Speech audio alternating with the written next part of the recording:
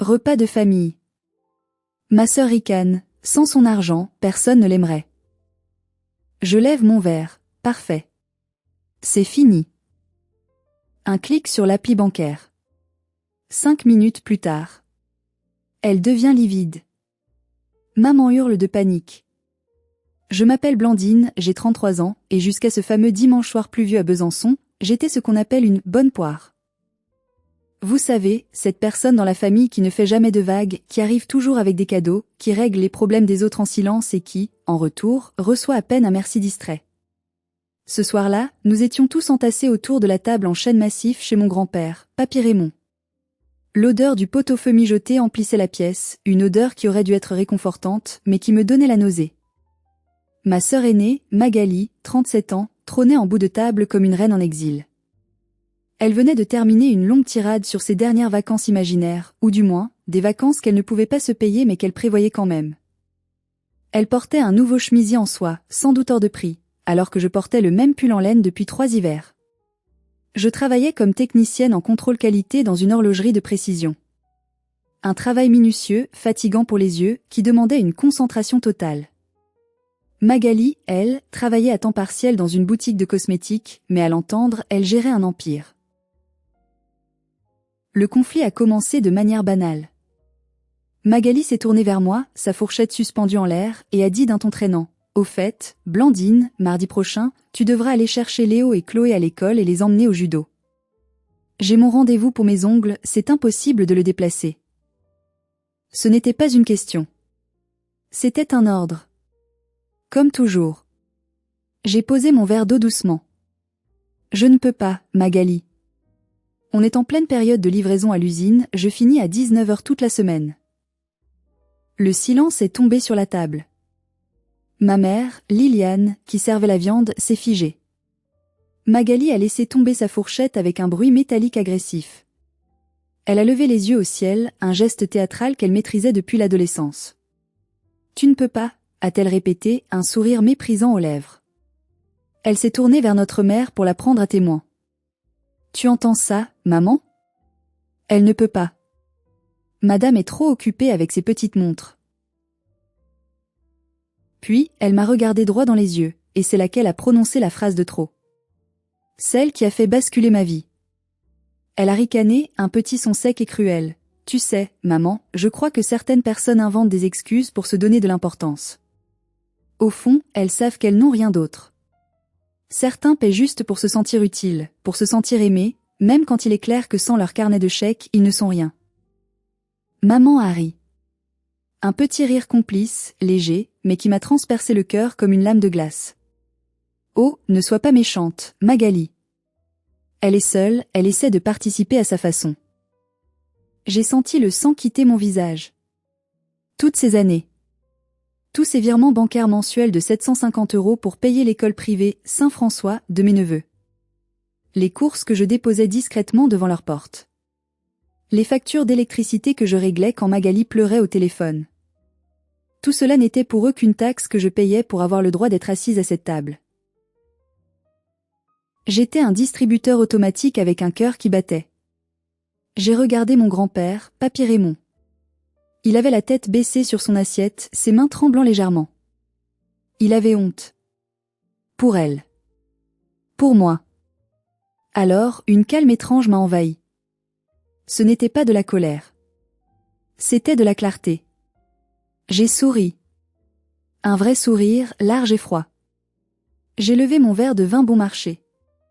Parfait, ai-je dit d'une voix douce qui a fait taire le bruit des couverts. Tu as tout à fait raison, Magali. Si je paie pour me sentir aimée, alors c'est un très mauvais investissement. Donc, je ne suis plus nécessaire. J'ai posé le verre. J'ai sorti mon téléphone de mon sac à main.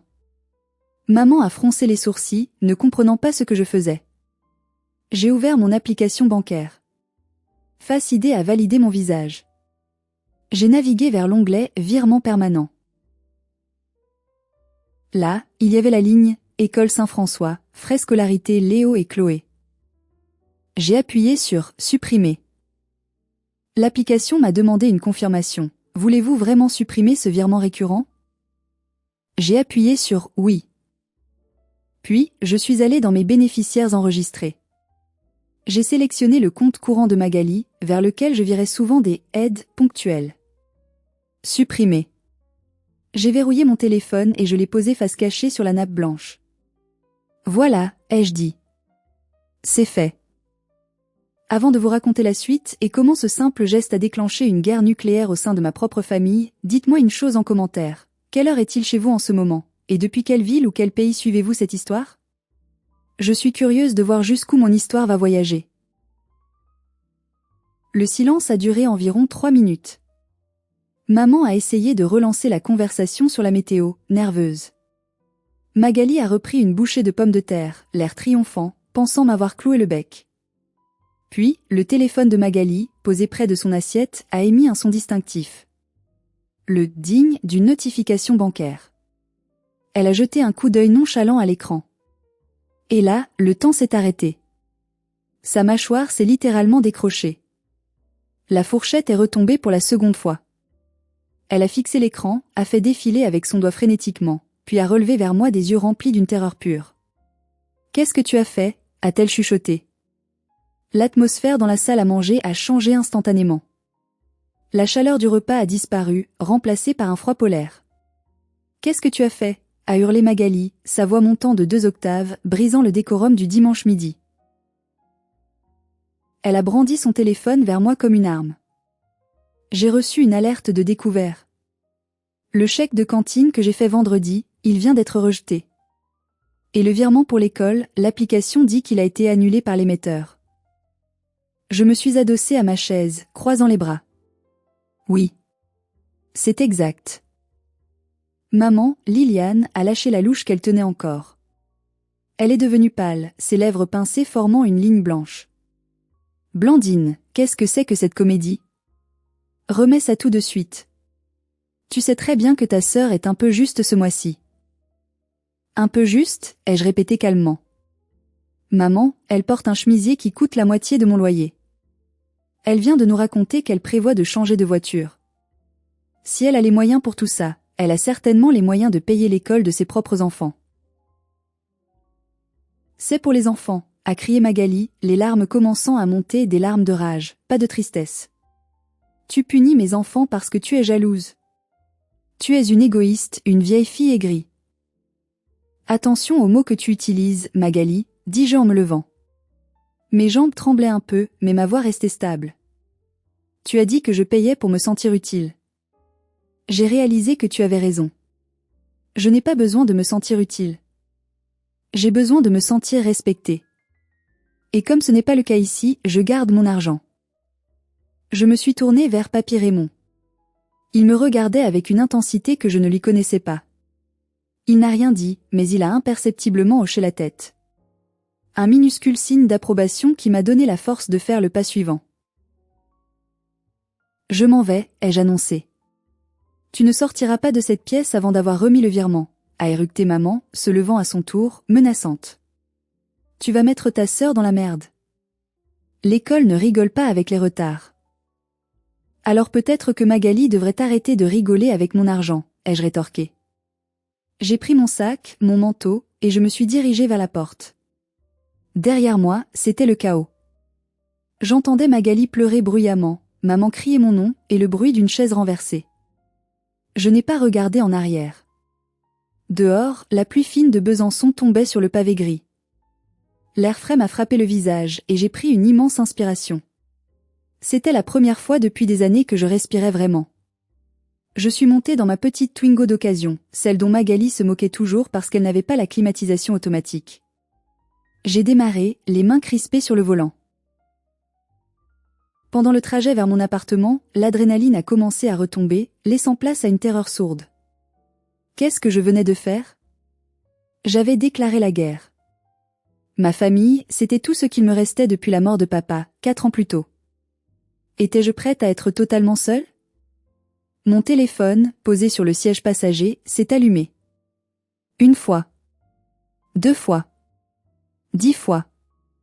L'écran affichait « Maman » en boucle. Je ne répondais pas. Puis des messages ont commencé à affluer. Des pavés de texte. Je suis arrivée chez moi, dans mon 2 pièces propres mais modeste. J'ai verrouillé la porte à double tour, comme si cela pouvait empêcher leur colère d'entrer. Je me suis assise sur mon canapé usé, et j'ai regardé le plafond. Le silence dans mon appartement était différent ce soir-là. D'habitude, c'était un silence de solitude. Ce soir, c'était le silence de l'attente. Comme le calme avant un tsunami. Je n'avais pas idée de la violence de la vague qui allait me frapper. Je pensais que c'était juste une dispute d'argent. Je ne savais pas que je venais d'ouvrir la boîte de Pandore qui cachait les secrets les plus sombres de notre famille. Mon téléphone a vibré une nouvelle fois. Un message vocal de maman. J'ai hésité, puis j'ai appuyé sur lecture. Sa voix, déformée par la colère, a rempli mon salon. Tu as intérêt à répondre, Blandine. Si tu ne règles pas ça avant demain matin, tu vas regretter d'être née. Ton père doit se retourner dans sa tombe de voir sa fille devenir un monstre pareil. Le monstre. C'était moi. Du moins, c'est ce qu'elle voulait me faire croire. J'ai écouté ce message vocal 3 fois. Ton père doit se retourner dans sa tombe. C'était leur arme favorite. L'arme nucléaire émotionnelle. Il faut que vous compreniez comment j'en suis arrivée là. Comment une femme de 33 ans, financièrement indépendante, se retrouve à payer 750 € par mois, soit un tiers de mon salaire net pour des enfants qui ne sont pas les siens. Tout a commencé il y a 4 ans, juste après les funérailles de papa. Il était le seul dans cette famille qui me voyait vraiment. Maman a toujours eu une préférence marquée pour Magali. Magali était la jolie, l'extravertie, celle qui réussirait. Moi, j'étais la studieuse, la discrète, la fourmi, laborieuse. Quand papa est mort d'une crise cardiaque brutale, le monde s'est effondré. Maman était dévastée, ou du moins, elle jouait le rôle de la veuve éplorée à la perfection. Une semaine après l'enterrement, elle nous a réunis dans le salon. Nous ne sommes plus que 3 femmes maintenant, avait-elle dit en nous tenant les mains. Nous devons nous serrer les coudes. Magali traverse une période difficile avec son divorce, et moi, avec la perte de la pension de votre père. Blandine, tu es la seule qui a une situation stable. Tu n'as pas de mari, pas d'enfant. Tu as moins de charges. C'était insidieux. Présenté comme une évidence. J'étais la célibataire sans vie, donc mes ressources étaient disponibles pour le bien commun. Magali venait de se séparer de son mari, un type bien mais qui ne supportait plus ses caprices. Elle voulait absolument maintenir ses enfants à l'école privée Saint-François, une institution catholique huppée de Besançon, pour ne pas les perturber. Juste pour quelques mois, Blandine m'avait supplié Magali en pleurant. Le temps que je retombe sur mes pieds. Si je les change d'école maintenant, ils vont être traumatisés. Fais-le pour eux, pas pour moi. J'ai dit oui. J'ai toujours dit oui. J'avais peur de perdre le peu d'amour maternel qu'il me restait. J'ai mis en place le virement permanent. Les quelques mois sont devenus 1 an. Puis 2.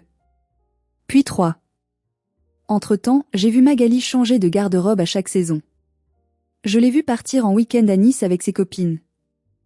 Je l'ai vue refaire sa décoration.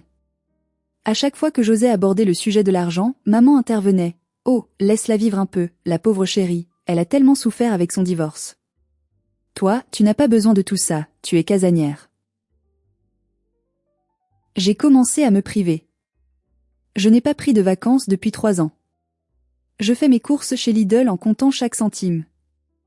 J'ai repoussé mes soins dentaires. Tout ça pour que ma nièce et mon neveu puissent porter l'uniforme bleu marine de Saint-François et que ma sœur puisse jouer à la grande dame. Et ce soir, en me traitant de personne qui paie pour être aimée, Magali avait brisé le charme. Elle avait dit la vérité toute nue. Elle ne m'aimait pas. Elle aimait mon utilité. Je me suis levée du canapé et je suis allée dans ma chambre. Sur ma table de nuit, il y avait une photo de papa et moi, prise lors de ma remise de diplôme en horlogerie. Il souriait.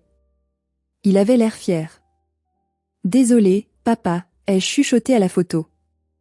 Mais je ne peux plus être leur vache à lait. Mon téléphone a vibré à nouveau. Cette fois, c'était un message de Serge, mon beau-père. Maman s'est remariée 2 ans après la mort de papa, très vite, avec un homme effacé qui obéit à tous ses ordres. Blandine, ta mère fait de l'hypertension à cause de toi. Sois raisonnable. Rétablis le virement. On discutera calmement le week-end prochain. Ne gâche pas tout pour une histoire d'orgueil. De l'orgueil? Ils appelaient ma dignité de l'orgueil. J'ai éteint mon téléphone. Pour la première fois de ma vie, j'ai décidé de passer une nuit sans être joignable. J'ai pris un somnifère léger, car je savais que sans cela, je ne dormirais pas. Mais avant de sombrer dans le sommeil, une pensée m'a traversé. Une pensée sombre. Si elle réagissait aussi violemment pour 750 €, qu'est-ce qu'elle cachait d'autre? Pourquoi cette panique absolue, comme si leur vie en dépendait? Magali recevait une pension alimentaire de son ex-mari. Elle avait un salaire, même modeste. Pourquoi l'arrêt de mon aide provoquait-il une telle catastrophe immédiate?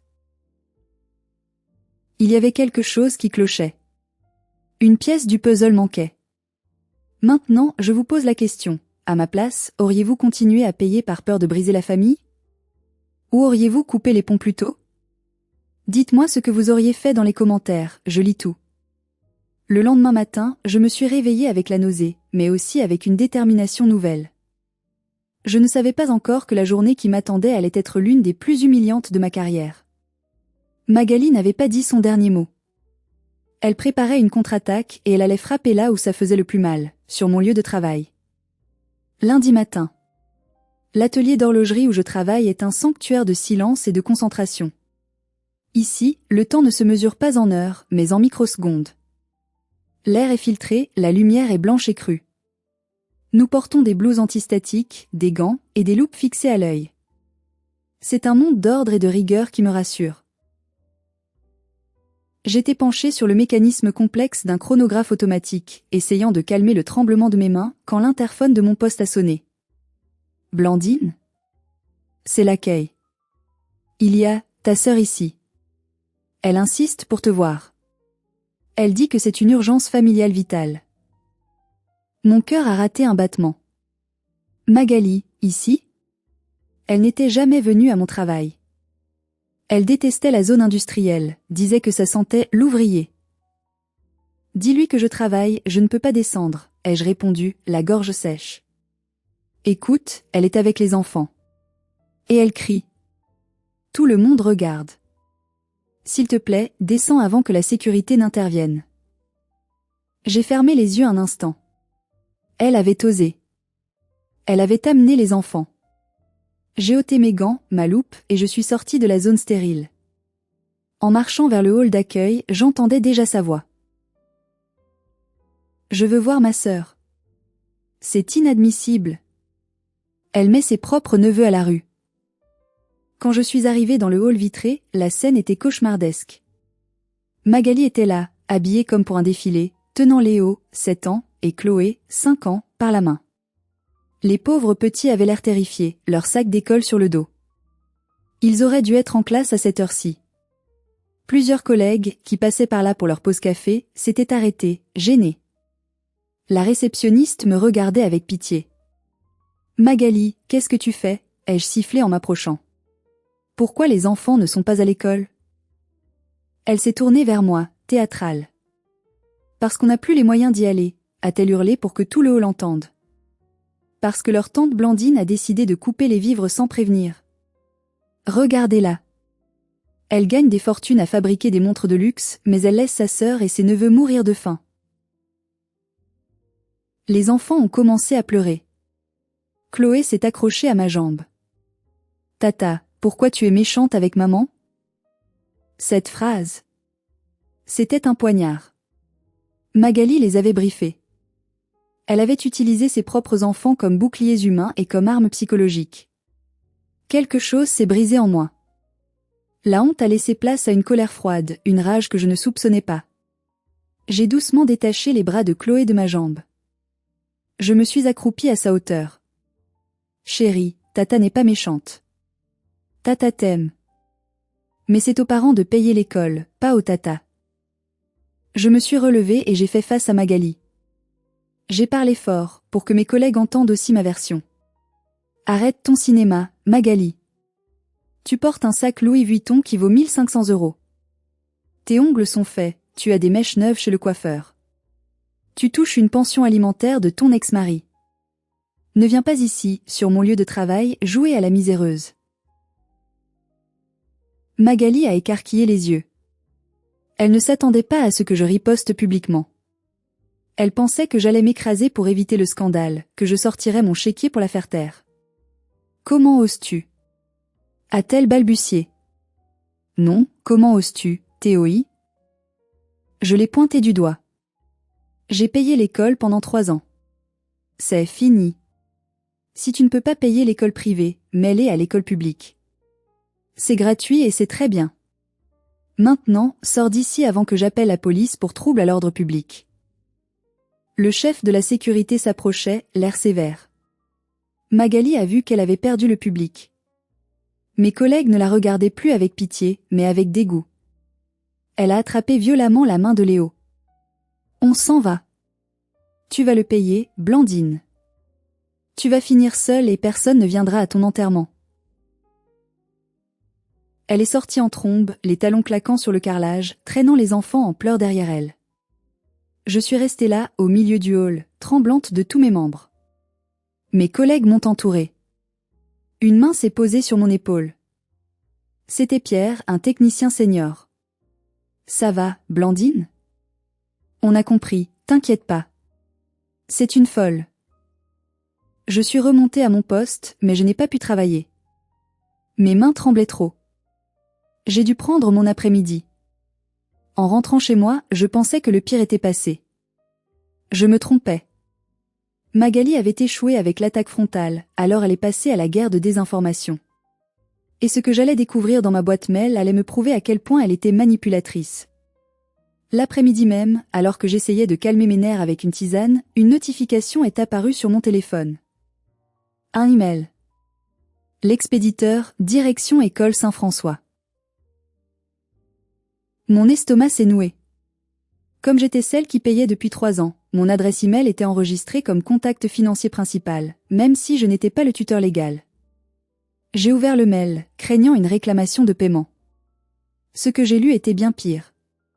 C'était une lettre polie mais ferme du directeur.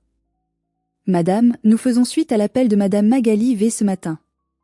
Nous comprenons que votre situation financière personnelle a subi un revers soudain et dramatique, perte d'emploi, comme indiqué par la mère des élèves, ce qui vous empêche de poursuivre le parrainage des frais de scolarité de Léo et Chloé. Nous sommes désolés de cette nouvelle. Cependant, les frais du trimestre en cours restent dus. J'ai dû relire la phrase 2 fois. Perte d'emploi. Magali avait appelé l'école. Elle n'avait pas dit « ma sœur ne veut plus payer ». Elle avait dit « ma sœur a perdu son travail et est ruinée ». Elle avait menti pour sauver sa face. Elle ne pouvait pas admettre qu'elle ne voulait pas payer. Elle préférait me peindre comme une victime économique, une faillie, pour que l'école ait pitié d'eux et peut-être leur accorde une bourse ou un délai. Pire, elle avait sali ma réputation professionnelle auprès d'une institution de la ville où tout se sait. Besançon est une petite ville. Les rumeurs vont vite. La colère froide qui m'avait habité le matin s'est transformée en une détermination glaciale. J'ai cliqué sur « Répondre ». J'ai tapé sans hésiter, mes doigts volants sur le clavier.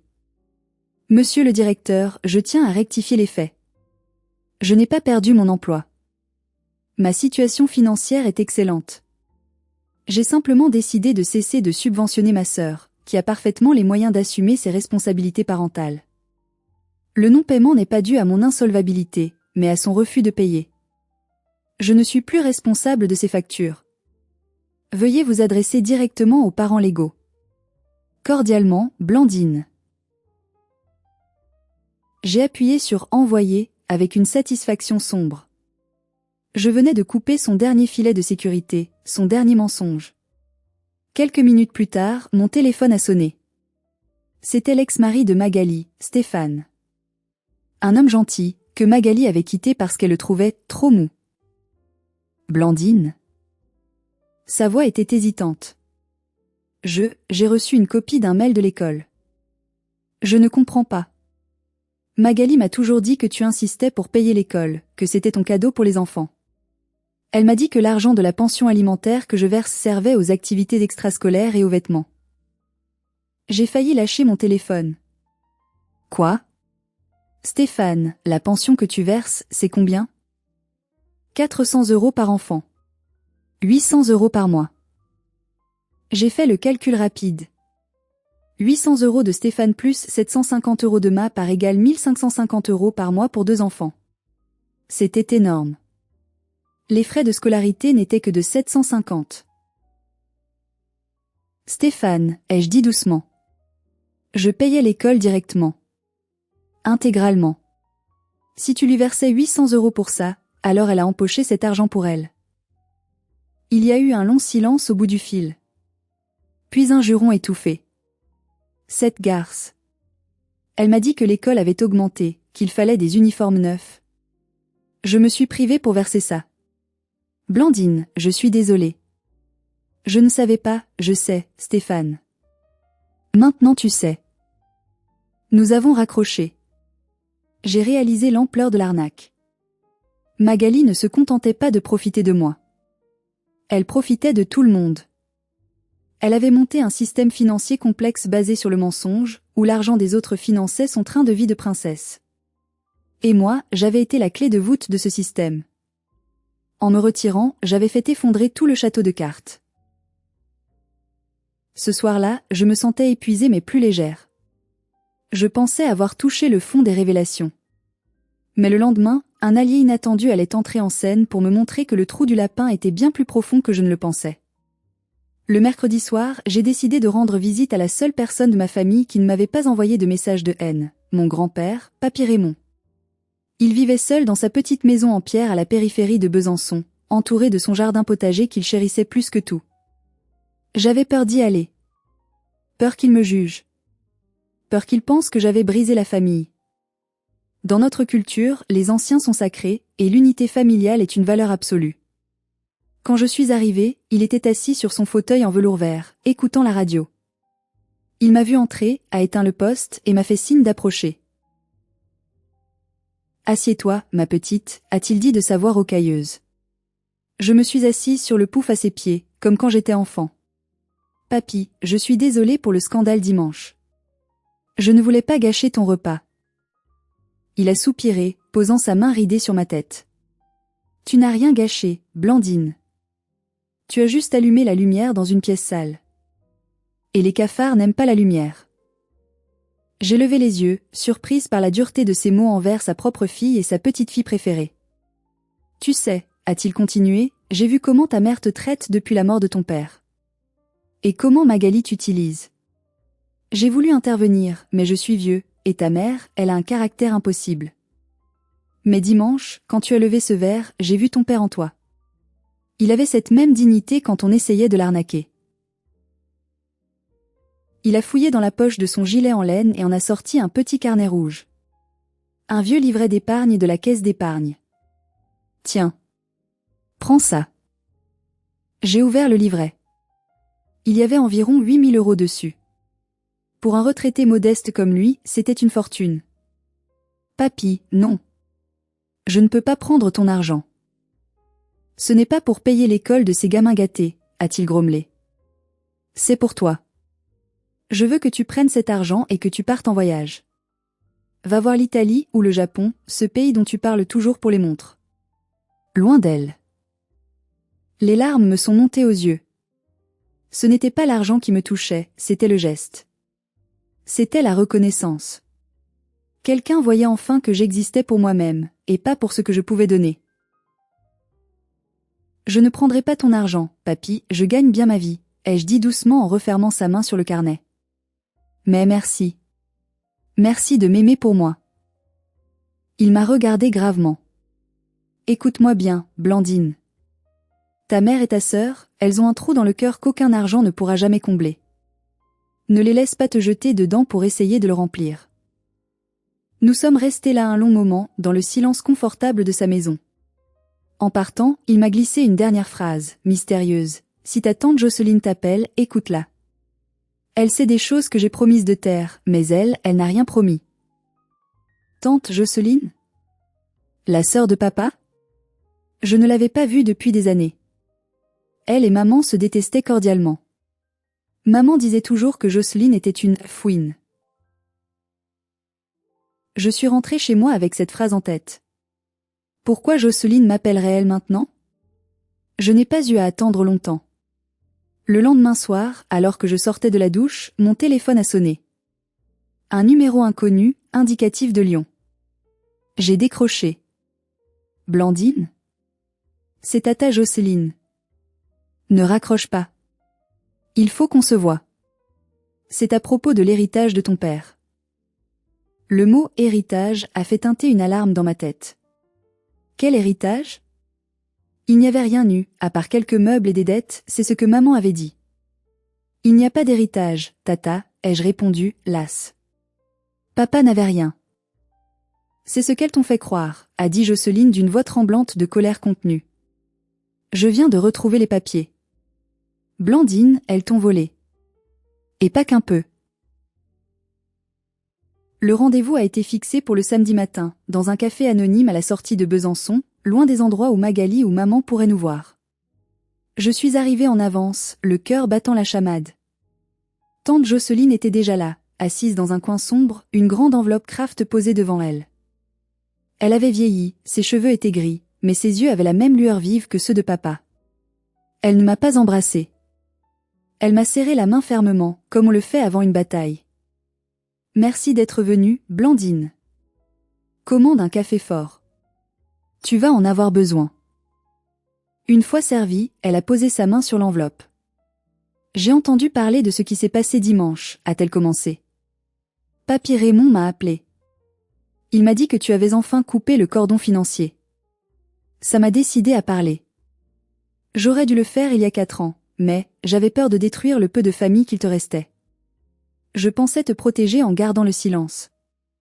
Je me suis trompée. De quoi parles-tu, tata? Elle a ouvert l'enveloppe et en a sorti plusieurs documents. Des photocopies de relevés bancaires, une copie de contrat d'assurance vie et une lettre manuscrite. L'écriture de papa. Ton père savait qu'il avait des problèmes de cœur, dit-elle doucement. Il savait aussi que ta mère avait des problèmes avec l'argent.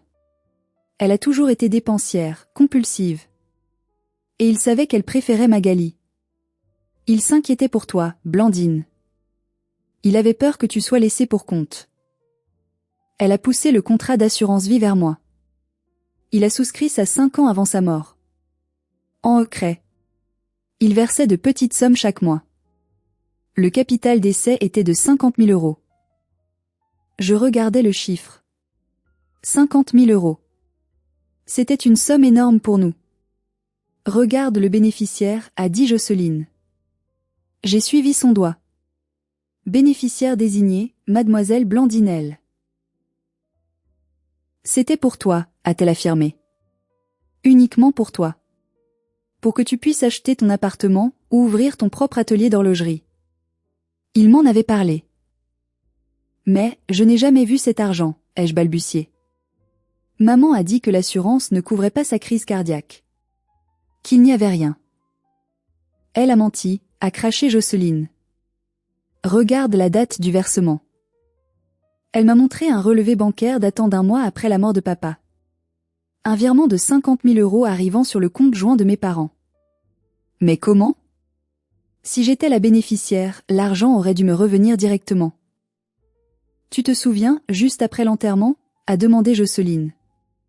Ta mère t'a emmené chez ce notaire véreux, un ami de la famille. Elle t'a fait signer une tonne de papiers. Elle disait que c'était pour clôturer les comptes, pour simplifier les démarches administratives. Tu étais en deuil, tu pleurais, tu lui faisais confiance. Un souvenir flou m'est revenu. Le bureau sombre, l'odeur de tabac froid. Maman me tendant stylo après stylo. Signe là, ma chérie, c'est pour que maman puisse payer les obsèques. Signe là, c'est pour la voiture. Tu as signé une procuration générale et une renonciation aux bénéfices directs en faveur du conjoint survivant, sous prétexte de gestion commune, a expliqué Jocelyne. C'était une manipulation légale, mais moralement, c'était du vol. Elle a détourné ton héritage. Je sentais mes mains trembler violemment. Et l'argent? Où est-il? Jocelyne a sorti une dernière feuille. Un relevé de compte de maman, que Jocelyne avait réussi à obtenir je ne sais comment. Elle avait travaillé à la banque de maman par le passé et avait gardé des contacts. Regarde les débits, 3 mois après la mort de ton père. J'ai lu. 28 000 euros, concessionnaire Peugeot. 15 000 euros, entreprise Rénov Cuisine. 5 000 euros, Club Med agence de voyage. Le monde a tourné autour de moi. La Peugeot 3008 noire. Celle que Magali conduisait. Elle m'avait dit, c'est un cadeau de mon nouveau copain. La cuisine en marbre de maman. Elle m'avait dit, j'ai fait un crédit à la consommation. Elles ont dépensé mon argent, elle chuchotait, la voix brisée.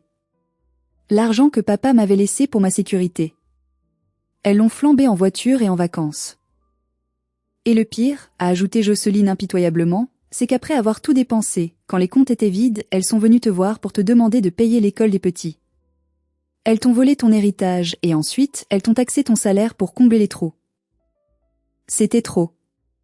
J'ai repoussé la table, manquant de renverser mon café. Une rage noire, pure, absolue, a envahi chaque cellule de mon corps.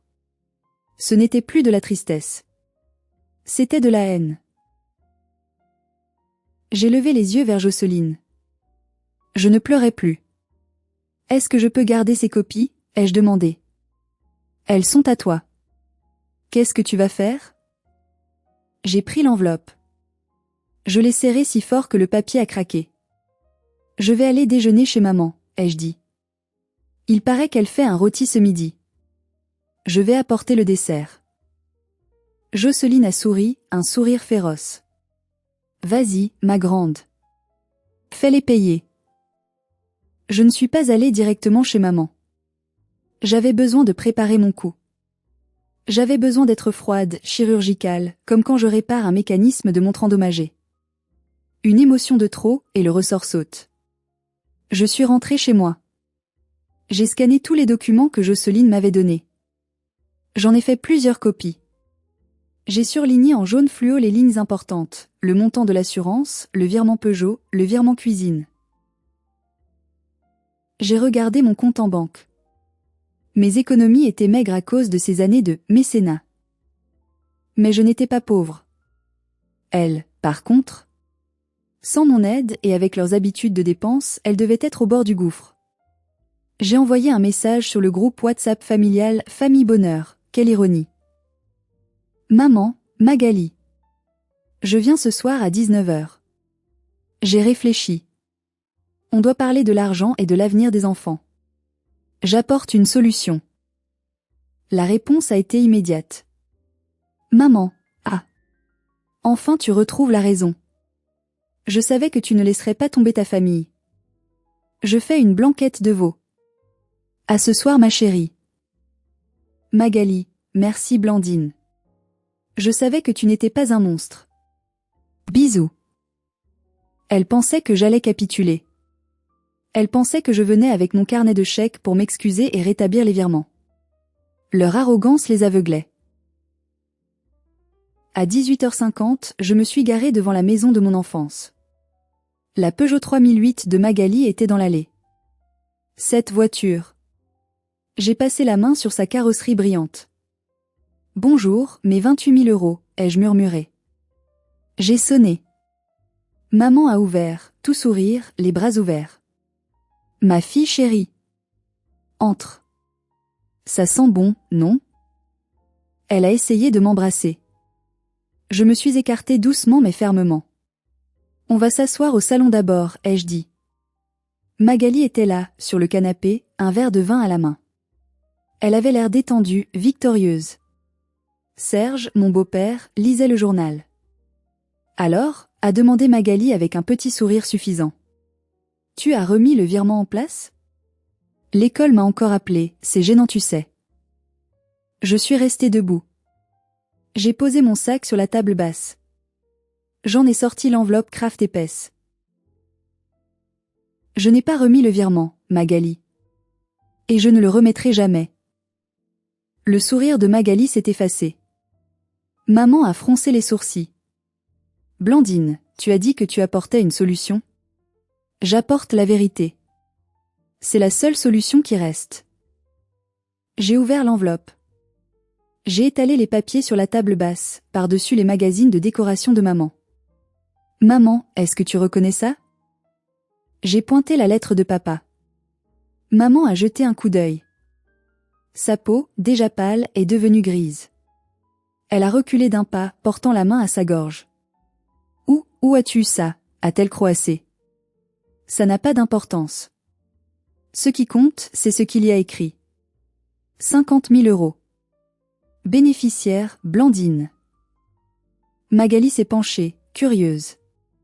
De quoi tu parles? Quelle assurance? Maman a dit qu'il n'y avait rien.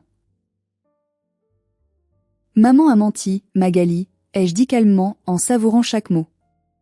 Maman a volé mon héritage. Et tu sais ce qu'elle en a fait? J'ai poussé le relevé bancaire vers Magali. Regarde la ligne surlignée. 28 000 euros. Garage Peugeot Sud. La date correspond exactement à la semaine où tu as eu ta nouvelle voiture. Magali a regardé le papier, puis elle a regardé maman. Ses yeux allaient de l'un à l'autre comme une balle de ping-pong. Maman? Tu m'as dit que c'était l'argent de tes économies. Que tu m'avais acheté la voiture pour m'aider. C'était mon argent, ai-je crié soudain, brisant mon calme. C'était l'argent que papa m'avait laissé. Vous roulez dans mon argent. Vous cuisinez dans mon argent. Et vous avez le culot de me traiter d'égoïste parce que je ne veux plus payer l'école en plus? Le silence qui a suivi était assourdissant. Serge a baissé son journal, bouche bée. Il ne savait rien, j'en étais sûre. Il était juste un pion. Maman a commencé à trembler, puis elle a explosé. Mais pas en excuse. En défense agressive. J'ai fait ce qu'il fallait faire, a hurlé maman, son visage déformé par la rage. Je suis la mère. Je décide ce qui est bon pour cette famille. Ton père n'était plus là, il fallait bien gérer. Gérer, ai-je répliqué. Tu appelles ça gérer? Voler une fille pour gâter l'autre? C'est du détournement de fonds, maman. C'est du vol qualifié. Je ne t'ai pas volé, a-t-elle crié. L'argent de la famille appartient à la famille. Magali avait besoin d'une voiture pour ses enfants. Toi, tu avais ta vieille Twingo, ça te suffisait. Tu n'as pas de responsabilité, toi. Donc parce que je suis célibataire, je n'ai pas le droit d'avoir mon héritage? J'étais stupéfaite par sa logique tordue. Magali s'est levée, le visage rouge. Je pensais qu'elle allait m'attaquer, mais elle s'est tournée vers maman. Attends. Tu avais 50 000 euros, a demandé Magali, la voix tremblante. Et quand je t'ai demandé de l'aide pour l'école des petits il y a 3 ans, tu m'as dit que tu étais fauchée? Tu m'as dit d'aller demander à Blandine? Bien sûr, a lâché maman sans réfléchir. Je venais de refaire la cuisine, je n'avais plus de liquidité. Et Blandine a un bon salaire, c'était normal qu'elle participe. Magali a éclaté d'un rire hystérique. C'est incroyable. Tu as pris l'argent destiné à Blandine, tu me l'as donné sous forme de voiture pour que je me sente redevable envers toi, et ensuite tu as forcé Blandine à payer mes factures pour qu'elle se sente coupable? Tu nous as manipulés toutes les deux. Pour la première fois, Magali et moi étions du même côté. Le côté des victimes de Liliane. Vous êtes ingrate, a pleuré maman, se jetant sur le canapé dans une pause dramatique. J'ai tout sacrifié pour vous. Et voilà comment vous me remerciez. Tu n'as rien sacrifié, ai-je dit froidement. Tu as volé un mort. Tu as trahi la volonté de papa. J'ai ramassé mes papiers. Voici ce qui va se passer maintenant, ai-je annoncé. Magali, tu vas vendre cette voiture. Tu vas me rembourser les 28 000 euros. Je m'en fiche comment tu fais. Mais, je ne peux pas, a gémi Magali. Elle ne vaut plus autant maintenant. Alors tu te débrouilles. Et toi, maman? Je me suis tournée vers elle. Je veux les 22 000 euros restants. Tu as la cuisine, tu as tes bijoux. Vends-les. Jamais, a craché maman. Tu n'oseras pas attaquer ta propre mère en justice. Tu crois? J'ai sorti mon téléphone. J'ai déjà consulté un avocat ce matin. Avec ses preuves et le témoignage de tante Jocelyne, c'est une affaire gagnée d'avance. Abus de confiance, faux et usage de faux. Tu risques de la prison avec sursis, maman. Imagine la honte dans tout Besançon. Le mot honte a fait mouche. Maman vivait pour le regard des autres. L'idée que ses amis du club de bridge sachent qu'elle était une voleuse la terrifiait plus que la prison. Elle s'est effondrée, sanglotant pour de bon cette fois. Serge s'est levé et est sorti de la pièce sans un mot, dégoûté. Je me suis dirigée vers la porte. Magali m'a suivi. Blandine, a-t-elle dit dans le couloir. Elle n'avait plus son air hautain. Elle avait l'air d'une petite fille perdue. Je ne savais pas pour l'assurance. Je te le jure. Je pensais vraiment que maman avait gagné au loto ou un truc comme ça.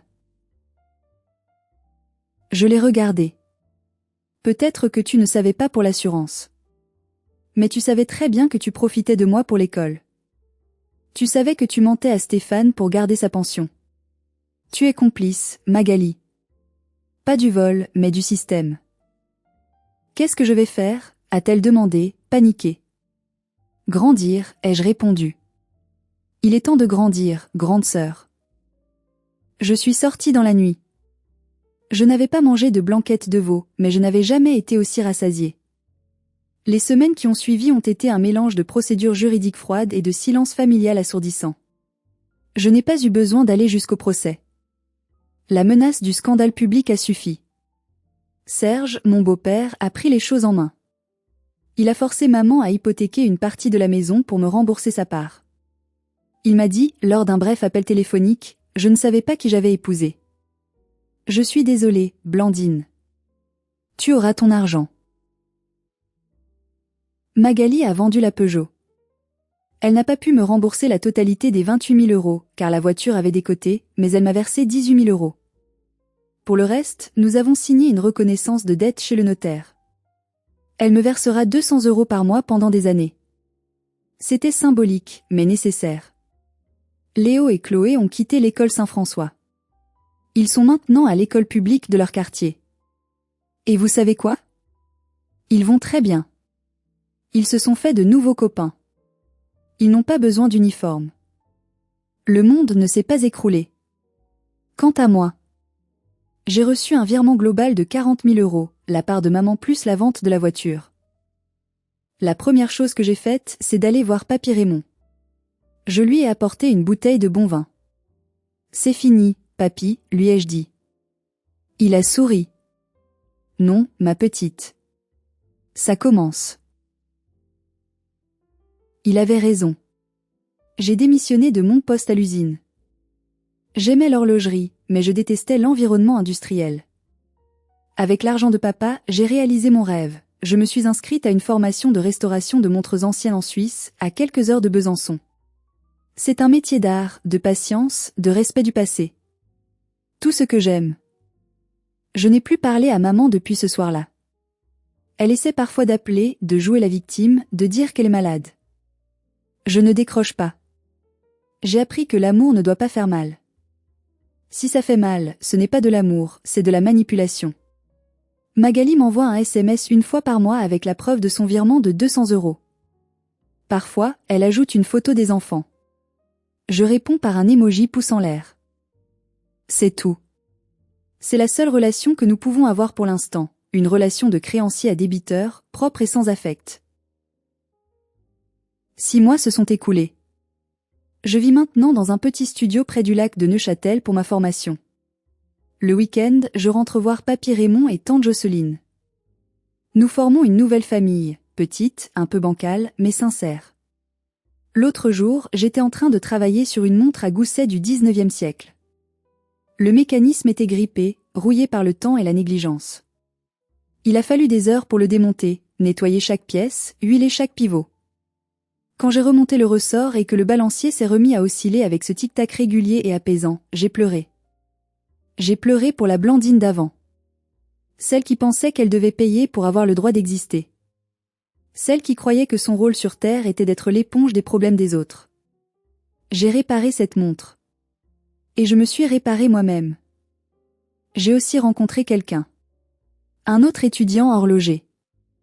Il s'appelle Thomas. La semaine dernière, il m'a invité au restaurant. Quand l'addition est arrivée, j'ai instinctivement sorti mon portefeuille pour tout payer, par habitude. Il a posé sa main sur la mienne. Range ça, Blandine. C'est moi qui t'invite. Ça me fait plaisir. Tu es sûre? Ai-je demandé, angoissée. Je ne veux pas te devoir quelque chose. Il m'a regardé avec douceur. Tu ne me dois rien. C'est juste un dîner. C'est ça, le partage. J'ai laissé faire. C'était étrange. C'était agréable. C'était normal. Je n'ai plus peur d'être inutile. Je sais maintenant que je suis précieuse, non pas pour ce que je donne, mais pour ce que je suis. Mon histoire touche à sa fin. Je ne sais pas si ma mère changera un jour. Les narcissiques changent rarement. Elle continuera probablement à raconter à qui veut l'entendre que je suis une fille ingrate qui l'a dépouillée. Mais cela ne m'atteint plus. Je connais la vérité. Les papiers sont dans mon coffre-fort. La vérité est mon bouclier. Ma sœur Magali apprend à vivre selon ses moyens. C'est dur pour elle. Elle a dû travailler plus d'heures. Elle a moins de temps pour ses ongles. Mais ses enfants la voient faire des efforts réels, et je pense que c'est la meilleure leçon qu'elle puisse leur donner. Mieux que n'importe quelle école privée payée par une tante fantôme. Si vous retenez une chose de mon histoire, que ce soit ceci, la famille, ce n'est pas le sang. Le sang, c'est de la biologie. La famille, c'est le respect. C'est la réciprocité. Si vous êtes, comme je l'étais, la banque de votre famille, la roue de secours, la personne qu'on appelle seulement quand il y a un problème, arrêtez-vous. Faites le test. Dites non une fois. Juste une fois. Et regardez comment ils réagissent. S'ils acceptent votre non avec compréhension, c'est de l'amour. S'ils explosent, vous culpabilisent, ou vous attaquent comme l'ont fait Magali et ma mère, alors ce n'était pas de l'amour. C'était de l'exploitation. N'ayez pas peur de couper les ponts. De l'autre côté du pont brûlé, il n'y a pas la solitude. Il y a la liberté. Il y a Papy Raymond.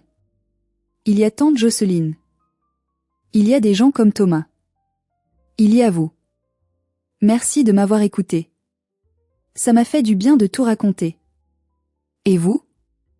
Avez-vous déjà découvert un secret de famille sordide lié à l'argent? Avez-vous déjà dû couper les ponts avec des proches toxiques? S'il vous plaît, partagez votre histoire dans les commentaires. Je les lirai tous. Votre expérience peut aider quelqu'un d'autre à ouvrir les yeux, comme le commentaire de Magali à table m'a ouvert les miens. Si cette histoire vous a touché, mettez un j'aime et abonnez-vous à la chaîne pour ne pas rater les prochaines histoires. Ensemble, nous sommes plus forts face à l'injustice. Prenez soin de vous. Et surtout, gardez votre argent pour ceux qui vous aiment vraiment. Au revoir. 25, что ли, было? Не, 20. Еще сутки снимался. Ну, это клип был. Если съемка конкретно, то 23 часа, поспать 2 часа. сюда говори. 23 часа посниматься, поспать 2 часа и в 7 утра опять на следующий, опять сниматься. 12 Это не тогда, когда ты снималась на рекламу какой-то? для Что-то... Хонора, да. Для ноута нового. Что мы Да, делаем? помню. Не, у меня по лайту было, я когда снимался на Honor, они меня отсняли за один день, заплатили, там за пару часов заплатили как за full day, а потом на следующий день отсняли меня, наверное, за часа 3 и отпустили. И тоже заплатили за full day. Бля, хорошо сидела. Ладно. Нельзя начинать обсирать образ, он прекрасен. Где и когда образ Квапы.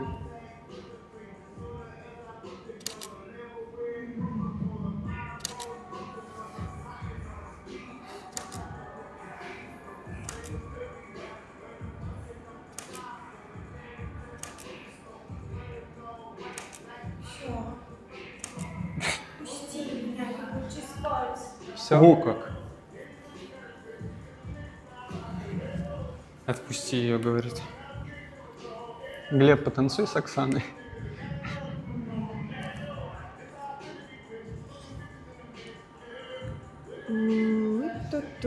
Руки. Не, хорошо. Ладно, нормально. Ась, покажи. Нет, вот когда нога так, блядь, я похожа, как будто бы меня, знаете, На вот раскоряку эта какую-то. краковская колбаска в сетке. Так краковская не в сетке. Ну, колбаска в сетке. Ну, мы поняли. Так, Знаем мы так это колбаски не в все сетке. колготки. Это не те колбаски, о которых ты думаешь. Давай мне чатик. Там телефон зарядился хотя бы чуть-чуть. Че, тебе петличку Да, надо? должно быть. Докторская. Петличку дайте мне кто-нибудь.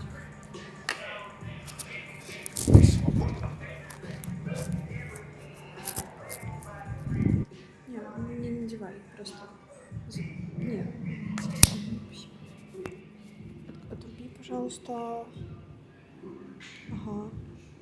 Подожди, так ты телефон заряжал или... Телефон, и мы только что переставили, потому что он Ребята, я закончил. Мур. Ну только 4 часа уже ровно.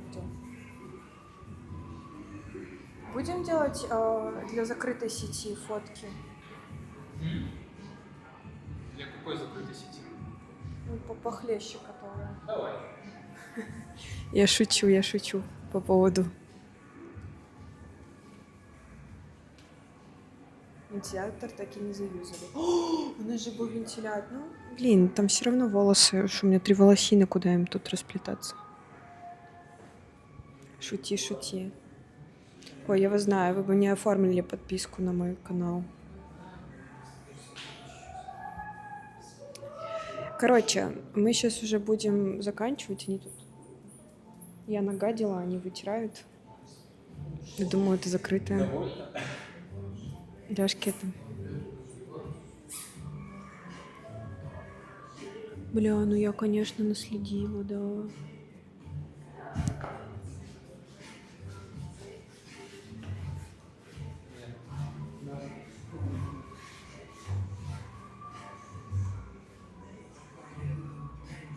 Эх. А фотосессия на Playboy когда? Кстати, мне кто-то написал в Инстаграме по поводу кастинга на участие в каком-то шоу от Playboy. Ну, я такая,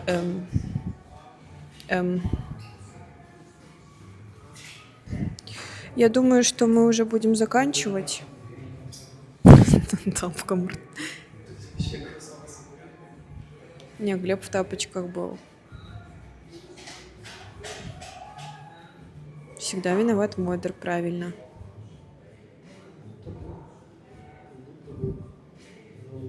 Туалетной бумаги принести, Глеб? Ну, сейчас спросим, если надо будет покраску оплатить, то я плачу. Да я думаю, навряд ли.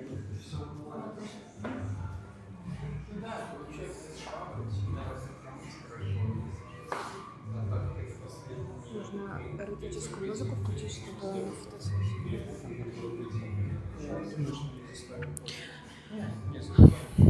Вытирается. Если бы не вытиралось, если бы это был фон... А не Airbnb. Так, ладно. Поверните мне камеру, пожалуйста, на чат. Спасибо. Ребят, мы уже пойдем собираться. Я думаю, что обратный второй офф связи мы не переживем. Поэтому где свет? Поэтому спасибо вам большое за стримчанский. Вечером идем смотреть фильм. Буду вас ждать. И Глеб фотки сегодня должен обработать будет. Чего? Чего? Да. Все, когда пока поговорили на тебя душе. Спасибо, Отберёшь, спасибо. вот тогда Во сколько поговорим. какой фильм будем выбирать голосованием? Ребята, всем спасибо за стрим. Увидимся с вами на ночном стриме.